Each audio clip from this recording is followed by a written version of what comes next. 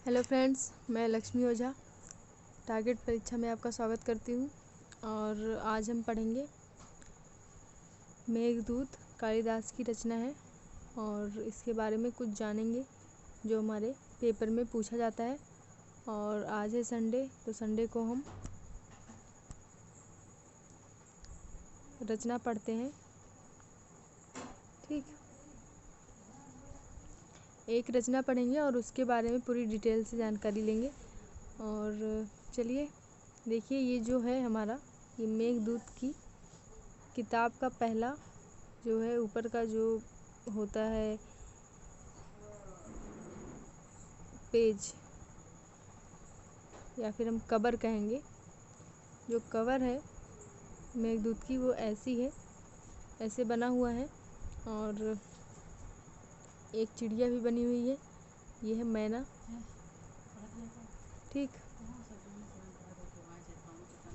तो चलिए, और ये बादल है, देखिए बादल है, तो इसी से पता चल रहा है कि जो मेघदूत है वो किस पर लिखा गया है। ठीक, तो चलिए पढ़ते हैं हम। देखिए, जो मेघदूतम है ये है कालिदास की रचना। किसकी रचना है? तो कालिदास की रचना है। और किस काल में हुई रचना? तो ये गुप्त काल की रचना है और कालिदास की रचना है। और इसका जो भाषा है वो क्या है? संस्कृत। संस्कृत में लिखा गया है इसे। ठीक, और जो विषय है वो प्रेम वर्णन है, यानी कि इसमें बताया गया है कि एक यक्ष के बारे में बताया गया है और जो अपनी यक्षिणी से बहुत ज़्यादा प्रेम करता था, तो उसके बारे में बताया गया है। और आगे देखिए, कह रहा है मेघदूत क्या है? खंड काव्य की श्रेणी के अंतर्गत आता है। ठीक, ये दूत काव्य है, दूत काव्य, और कह रहा है कि ये खंड काव्य की श्रेणी के अंतर्गत आता है। ठीक, आगे चलते हैं। देखिए, मेघदूत का अर्थ क्या होता है? तो मेघ मतलब बादल और दूत मतलब संदेश वाहक, तो इसका मतलब होता है संदेश वाहक बादल। ठीक, और इसमें जो ये हमारी किताब है, इसमें कालिदास ने बादल के माध्यम से संदेश भेजने की कल्पना की है। और आगे चलते हैं, देखते हैं। देखिए, इसमें एक यक्ष की कथा है, जिसे जो यक्षों के अधिपति होते हैं कुबेर, उन्होंने 1 साल के लिए यक्ष को नगर से अपने निष्कासित कर दिया था और बाहर निकाल दिया था उसे कि अब आपको 1 साल तक नगर में नहीं आना है। और वहाँ पे एक यक्षिणी थी जिससे यक्ष जो है वो बहुत प्रेम करता था। ठीक, तो उसी के बारे में ये कथा है, यक्ष और यक्षिणी के बारे में। तो देखिए, इसे 2 भागों में बांटा गया है। मेघदूत को 2 भागों में बांटा गया है। एक पहले का है पूर्व मेघ और दूसरा भाग है उत्तर मेघ। जो पूर्व मेघ है उसमें जो यक्ष होता है वो बादल को दूत बनाकर संदेशवाहक के रूप में भेजता है। ठीक, दूसरे भाग में उसके आगे की कथा है, जब वो दोनों मिलते हैं, यक्ष और यक्षिणी। तो चलिए, इसके बारे में कुछ क्वेश्चन है, उसके माध्यम से हम जान लेते हैं। देखिए, कह रहे मेघदूत के लेखक कौन है? पहला प्रश्न है, मेघदूत के लेखक कौन है? तो महाकवि कालिदास। महाकवि कालिदास है मेघदूत के लेखक।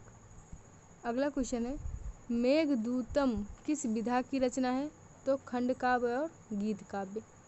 मेघदूतम किस विधा की रचना है? तो खंड काव्य है और गीत काव्य। अगला है, मेघदूतम का प्रधान रस क्या है?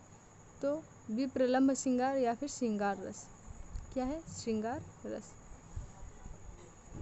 अगला क्वेश्चन है, मेघदूतम में कौन सा छंद है? तो मंदा क्रांता। मंदा क्रांता छंद है इसमें। और अगला क्वेश्चन है, मेघदूतम की रीत कौन सी है? तो वैदर्भी रीत है। ये क्वेश्चन में नहीं पूछा जाएगा क्योंकि इतना इम्पोर्टेंट नहीं है। ठीक, श्रृंगार रस पूछ सकता है कि किसकी प्रधानता है मेघदूतम में, किस रस की? तो श्रृंगार रस की है। और वो भी विप्र लंब श्रृंगार है। ये भी पूछ सकता है कि मेघदूतम किसकी विधा है, किस विधा की रचना है, तो खंड काव्य और गीत काव्य। अगला है मेघदूतम का उपजीव्य है, तो ये भी पूछ सकता है पेपर में, क्योंकि ये वाल्मीकि रामायण से लिया गया है। तो कह रहा है कथानक ब्रह्म वैवर्त पुराण से एक दूत की कल्पना वाल्मीकि रामायण से लिया गया है, इसलिए इसे उपजीव्य कहते हैं, मेघदूतम को उपजीव्य कहते हैं। ठीक, अगला देखिए, कह रहा है मेघदूतम का नायक कौन है, ये भी क्वेश्चन पूछ सकता है। तो जो नायक है वो यक्ष है, और यक्ष जो है उसका नाम क्या है, हेममाली। ठीक, यक्ष का नाम क्या है, हेममाली।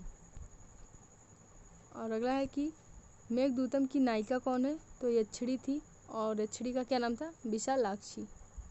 यक्षिणी का क्या नाम था, विशालाक्षी। और किसने मेघदूतम को शोक गीत कहा है, तो शोक गीत किसने कहा है, डॉक्टर कीथ। ये नहीं पूछेगा पेपर में, लेकिन आप लोग देखिए, एक बार ध्यान में रखे रहिएगा। अगला है यक्ष को किसने शाप दिया था, तो कुबेर थे, वो यक्ष के अधिपति थे, उन्होंने 1 वर्ष के लिए यक्ष को श्राप दिया था। यक्ष के क्या थे, अधिपति।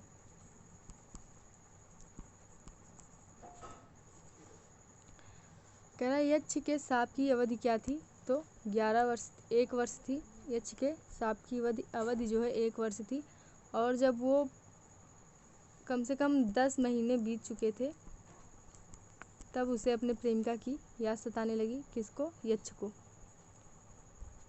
ठीक है, तब उसने मेघ को जो है दूत बनाकर भेजा था। चलिए अगला क्वेश्चन है, मेघदूतम कितने भागों में विभक्त है, तो मेघदूतम 2 भागों में विभक्त है, एक हमारा है पूर्व मेघ और दूसरा क्या है, उत्तर मेघ। अगला है यक्ष शापावधि में कहाँ निवास करता था, तो रामगिरी पर्वत पर। जब उसे श्राप दे दिया गया था, तो वो जो है रामगिरी पर्वत पर जाकर रहने लगा था, कौन, यक्ष। और 1 साल तक वो वहीं पर रहा, रामगिरी पर्वत पर। अगला है मेघदूतम में यक्ष कैसा नायक है, तो धीर ललित नायक है। ठीक, धीर ललित। अगला क्वेश्चन है मेघदूतम में यक्षिणी किस प्रकार की नायिका है, तो स्वकीय एवं पद्मिनी। ये सब इतना इम्पोर्टेंट नहीं है, लेकिन एक बार आप देखे रहेंगे, समझे रहेंगे, तब ज़्यादा सही रहेगा। और कह रहा है मेघदूतम में कौन सा समास है, तो इसमें है बहुब्री समास। अगला है यक्षों के अधिपति कुबेर की राजधानी कहाँ है, तो अलकापुरी थी, और अलकापुरी से ही उसको निष्कासित किया गया था, किसको, यक्ष को। अलकापुरी की स्थिति क्या है, अलकापुरी यानी कि कहाँ है, तो हिमालय और कैलाश नामक शिखर पर्वत पर। ठीक, हिमालय पर्वत की श्रृंखला है कैलाश, और वहाँ पे उसके शिखर पर क्या था, अलकापुरी। अगला है मेघ की यात्रा में सर्वप्रथम कौन सा प्रदेश पड़ता है, तो जब मेघ को दूत वाहक के रूप में वो भेजता है यक्ष, तो सबसे पहला प्रदेश कौन सा पड़ा था, माल प्रदेश। जब यक्ष दूत संदेश वाहक के रूप में मेघ को यानी कि बादल को दूत बनाकर जब वहाँ से भेजा था, कहाँ से, रामगिरी पर्वत से, तो सबसे पहले कौन सा प्रदेश पड़ा था, माल प्रदेश।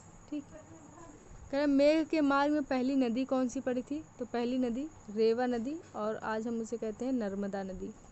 ठीक, रेवा नदी पड़ी थी। अगला है देवगिरी में निवास करने वाले स्वामी कौन है, तो कार्तिकेय हैं। अगला है जन्हू कन्या के नाम से कौन प्रसिद्ध है, तो जन्हू कन्या यानी कि जन्हू ऋषि थे एक, जन्हू ऋषि, और उनकी कन्या के नाम से गंगा जी प्रसिद्ध थी, और उनका तब नाम क्या पड़ा था, जाह्नवी। ठीक, उनका नाम पड़ा था जाह्नवी, जन्हू से जाह्नवी नाम। और किसको दिया गया था ये नाम, गंगा नदी को। ठीक, और जन्हू कौन थे, एक ऋषि थे, जिनके नाम पर गंगा नदी का नाम जाह्नवी पड़ा। तो कह रहा है कि जन्हू कन्या के नाम से कौन प्रसिद्ध है, तो गंगा जी प्रसिद्ध है। अगला है कौन चिरंध्र का दूसरा नाम क्या है, तो हंसद्वार। ये भी इम्पॉर्टेंट नहीं है क्वेश्चन इतना, बस इतना पूछेगा कि मेघदूतम में कौन नायक है कौन नायिका है, और उन्हीं नायक और नायिका के बारे में पूछेगा। लेकिन ये भी आप ध्यान में रखिएगा कि कौन चरंद्र भी मेघदूतम का हिस्सा है, ठीक, और उसका नाम था क्या, हंस द्वार। अगला है यक्ष का यक्ष का घर जो है वो कुबेर के घर से किस दिशा में स्थित है, तो उत्तर दिशा में। अगला है रावण की तलवार का नाम क्या था, तो चंद्रहास, उसके नाम का तलवार का नाम था चंद्रहास। और कह रहा है कि यक्ष के घर पर पिंजड़े में कौन पाली गई थी, तो मैना, जो मैना थी वो यक्ष के घर में रहती थी पिंजड़े में। और कह रहा है यक्ष के द्वार पर दोनों तरफ किसका चित्र बना है, तो शंख और पद्म का चित्र बना हुआ है। कह रहा है यक्षिणी विरह के दिनों में कहाँ सोती है, तो वो भूमि पर सोती थी, ठीक, कहाँ पर सोती थी, भूमि पर। कह रहा है यक्ष का शापांत कब होता है, साप का अंत उसका हरिबोधिनी या देवोत्थान एकादशी को होता है। देवोत्थान एकादशी जब तुलसी की पूजा की जाती है, यानी कि जब तुलसी का विवाह होता है उसी दिन देवोत्थान एकादशी होती है। अगला है यक्षिणी कौन सा वाद्य यंत्र बजाती है, तो यक्षिणी जो है बीड़ा बजाती थी, ठीक। तो इतने क्वेश्चन थे और कुछ क्वेश्चन इसमें इम्पॉर्टेंट थे, तो आप लोग उसे देख लीजिएगा। आशा करती हूँ आपको ये वीडियो पसंद आया होगा। Thank you.